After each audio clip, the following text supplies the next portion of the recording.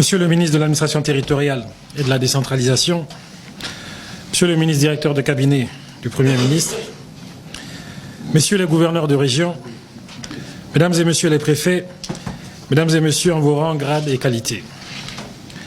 À ma capacité de chef de l'administration centrale, je suis très heureux de vous rencontrer ce matin à l'occasion de cette réunion avec le personnel de commandement.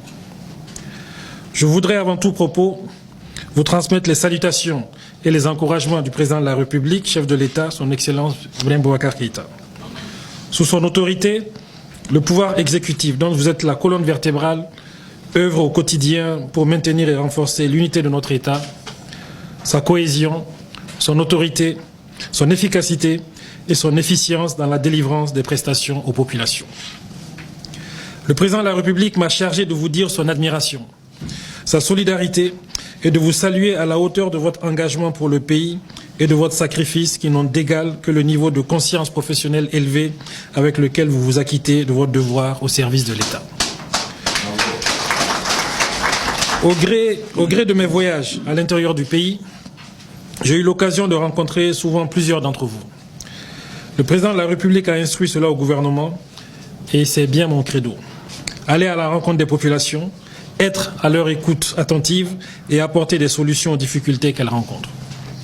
Pour une gouvernance de proximité, qui de mieux que vous pour illustrer cela au quotidien?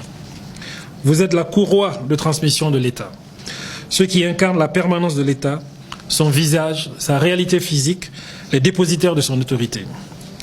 Au-delà d'incarner le symbole de l'État au niveau déconcentré, vous êtes également chargé de porter et d'expliquer les choix et les politiques publiques, de mettre en œuvre les réformes dans les circonscriptions administratives de vos ressorts respectifs jusqu'au dernier échelon, mais aussi de les adapter et de les justifier en permanence afin qu'elles soient comprises et acceptées par nos concitoyens.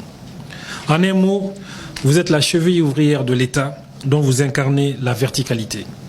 De plus en plus, vous êtes son horizontalité même, car dans le contexte de démocratie et de la décentralisation renforcée, les attentes légitimes des populations requièrent un État à l'écoute d'abord, puis au service du citoyen. Messieurs les gouverneurs de région, Mesdames et Messieurs les préfets, votre mission n'est pas des plus aisées. Entre les exigences de l'État et les attentes des citoyens et les corollaires de votre statut de représentant du pouvoir exécutif à la base, les marges sont souvent très réduites. Je sais que vous êtes confrontés à un nombre de difficultés dans l'exercice de vos missions.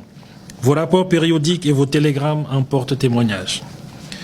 La première de ces difficultés est un défi à l'échelle nationale. C'est sans contexte celui de la sécurité du personnel de commandement.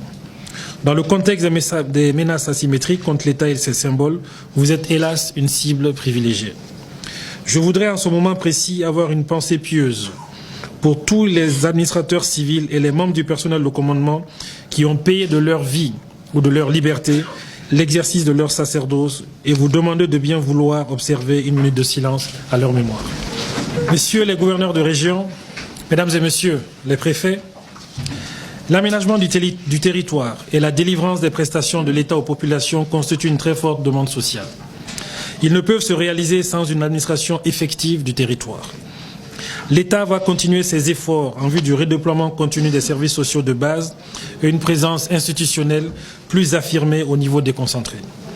Ce redéploiement est une exigence de stabilité et de survie, la nature ayant horreur du vide.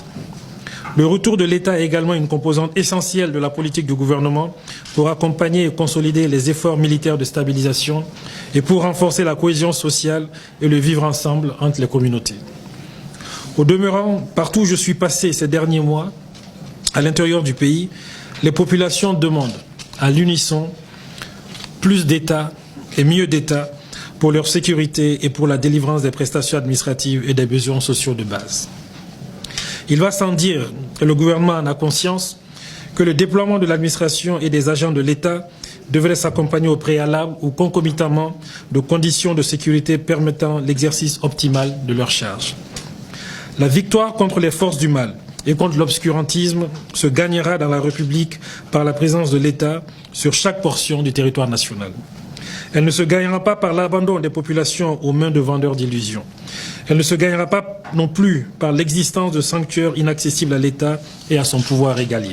Celle qui permet ensuite d'apporter le minimum social, à savoir la sécurité alimentaire, l'éducation, la santé, la justice et les loisirs. C'est ce message que j'ai voulu porter lorsque, en juin-juillet de l'année dernière, j'ai décidé de séjourner longuement dans plusieurs localités de la région de Mopti. Le deuxième défi auquel vous faites face est celui des moyens pour assumer vos fonctions dans toute leur plénitude. Le corollaire de l'autorité de l'État est et demeure une administration qui délivre les prestations dans des conditions décentes, celle qui respecte et rehausse votre statut et votre autorité. Le président de la République y tient et le gouvernement poursuivra les efforts déjà entrepris au plan salarial, matériel et logistique pour améliorer continuellement les conditions de vie et de travail des représentants de l'État au niveau régional et sub-régional. Le défi des moyens est aussi lié à l'insuffisance des ressources humaines de qualité. L'État tente de remédier au manque de personnel à travers une politique de recrutement et de formation mieux pensée.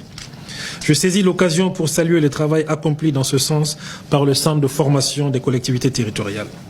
Monsieur le gouverneur de région, mesdames et messieurs les préfets, l'année 2020 qui débute est une année cruciale pour notre pays au sens politique et institutionnel. Au sortir du dialogue national inclusif, au succès duquel vous avez pris une part active à tous les échelons, le gouvernement adoptera dans les jours à venir le chronogramme des élections avec une échéance importante au premier semestre de cette année. Il s'agit de la tenue des élections législatives en vue de renouveler le mandat des députés. Je vous invite à plus d'initiatives et d'anticipation et à redoubler d'efforts et d'engagement pour réussir cette mission capitale pour la stabilité et la vitalité de notre démocratie que le dialogue national inclusif a fortement recommandé au gouvernement sous la forme d'une résolution.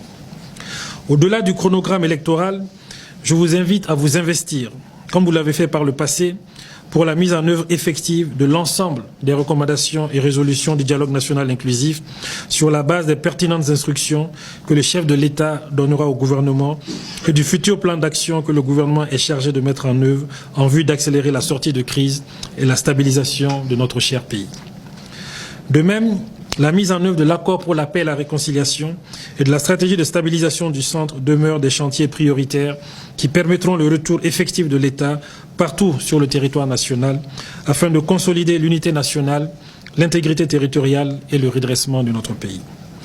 Pour vous accompagner, le gouvernement ne ménagera aucun effort pour vous permettre d'être à la hauteur de vos missions dans la mise en œuvre des plans d'action locaux, de l'amélioration de la coordination entre le niveau régional et communal, du transfert des compétences et des ressources au niveau déconcentré. En tant que relais de l'État, votre rôle est essentiel dans l'assistance aux populations et leur accompagnement pour le maintien d'un climat social apaisé. Je vous instruis de continuer cet investissement avec ardeur, en mettant l'accent sur la prévention et l'anticipation afin de relever les difficultés que vous rencontrez au quotidien. Je pense en particulier à celles relatives à l'incivisme grandissant, au banditisme, à la délinquance juvénile, aux litiges fonciers, aux conflits locaux liés à l'accès aux ressources naturelles et aux menaces nouvelles que fait planer l'orpaillage traditionnel, à l'exode rural et la migration, à l'impact des faux médicaments sur la santé de nos populations, notamment des plus jeunes, au trafic de drogue et la violence qui en découle. Durant ces dernières années, vous avez été la cible de ces violences liées soit au terrorisme, soit à l'insécurité et à l'incivisme. Je voudrais donc profiter de cette rencontre pour vous renouveler ma solidarité et mon soutien ferme et constant, ainsi que celui du chef de l'État et du gouvernement.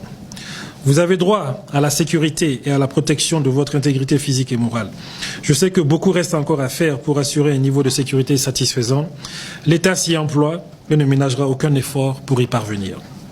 Pour terminer, je voudrais vous inviter à redoubler d'engagement et d'initiative dans l'accomplissement de vos missions, au regard de votre rôle primordial et de votre place de choix dans le bon fonctionnement de l'État et pour le maintien de relations harmonieuses entre l'État, les collectivités territoriales et les citoyens. Je vous remercie de votre aimable attention.